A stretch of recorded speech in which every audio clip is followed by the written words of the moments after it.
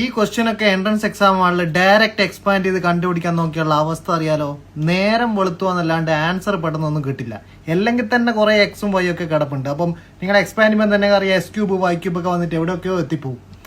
അപ്പം അത് കണ്ട് പേടിച്ചിട്ട് ബാക്കിയുള്ള ക്വസ്റ്റ്യനും കൂടെ പോകും. അപ്പം ഇതിൽ ഒന്നുമില്ല, ഇതിൽ ന്യൂമറിക്കലാണ് ആൻസർ. അത് നോക്കിയാൽ ന്യൂമറിക്കലാണ് ആൻസർ. അപ്പം നമുക്ക് എക്സിനും വൈക്കും ഏതും വാല്യൂ കൊടുക്കാൻ പറ്റില്ല. അതിനൊരു കണ്ടീഷനും കൂടെ തന്നിട്ടുണ്ട്. ഇതൊന്ന് ശ്രദ്ധിച്ചാൽ മതി. x+y -1 എക്സിനും വൈക്കും കുറേ വാല്യൂ ഉണ്ട് അല്ലേ. 0 എക്സിന് കൊടുക്കാം, -1 വൈക്ക് കൊടുക്കാം. അപ്പോൾ എത്രയായി? -1. സോ എക്സിന് 0 ഇട്ട് കൊടുക്കുക, കാണുന്നിടത്തിലൊക്കെ വൈക്ക് എന്ത് കൊടുക്കാം? -1 കൊടുക്കുക. സോ ഡിറ്റർമിനന്റ് എന്തായിട്ട് മാറും?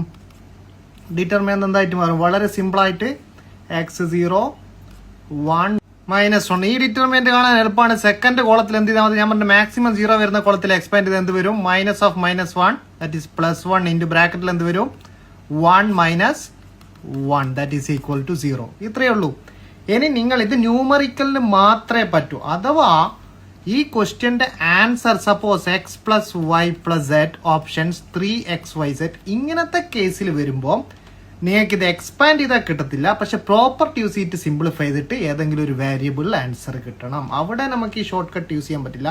അവിടെ ഷോർട്ട് കട്ട് യൂസ് ചെയ്യാം. സപ്പോസ് നിങ്ങൾ എക്സിന് 1 കൊടുത്തു, വൈക്ക് 1 കൊടുത്തു, സെഡിന് 1 കൊടുത്തു. അപ്പോൾ എന്താ സംഭവിക്കുക? x+y+z 3 കിട്ടും. പക്ഷെ 3xyzലും എക്സിനും വൈക്കും സെഡിനും 1 കൊടുത്താൽ എത്ര വരും?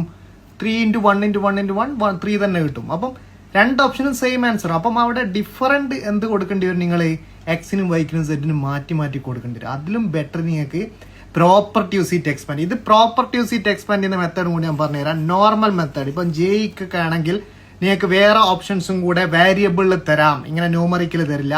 അപ്പം ഇത് പ്രോപ്പർട്ടി യൂസ് ചെയ്തിട്ട് എക്സ്പാൻഡ് ചെയ്യാൻ ഒരു പണിയുമില്ല. ജസ്റ്റ് ഒരു വിത്തിൻ 20 സെക്കൻഡ്സിൽ ആൻസർ കിട്ടും. ഒന്നുമില്ല, ഫസ്റ്റ് റോന്റെ കൂടെ ഫസ്റ്റ് കോളത്തിന്റെ കൂടെ സെക്കൻഡ് കോളവും തേർഡ് കോളം അങ്ങ് കൂട്ടിയാൽ എന്ത് വരും? ഫസ്റ്റ് കോളം എന്തായിട്ട് ഓർമ്മ? x+yz ആവും. സെക്കൻഡ് കോളം 2 × x+y1 ആവും. തേർഡ് കോളം തേർഡ് എലമെന്റ് ഉണ്ടാ ഫസ്റ്റ് കോളം എന്താവും? x+y+1 ആവും.